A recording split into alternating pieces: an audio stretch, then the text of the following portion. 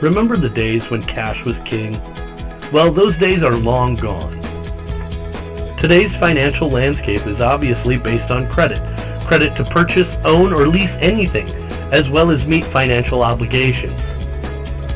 We all need and live on some form of credit, which is justifiable or unjustifiable based on a credit score. A credit score is the pulse and heartbeat that reflects one's financial health.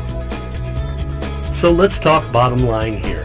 Are you tired of paying more than you should because your credit score? Are you being turned down for loans, cars, financing, whatever, because of your credit score?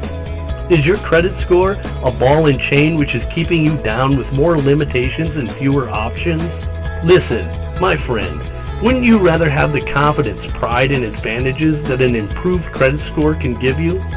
Look, I know there were circumstances that led to your current credit score, and of course there are probably legitimate reasons why your credit may have been damaged, and your credit score dropped. And with this unpredictable and turbulent economy, some of it may not have been your fault, and I get it. With that said, isn't now the time to take action and handle this issue?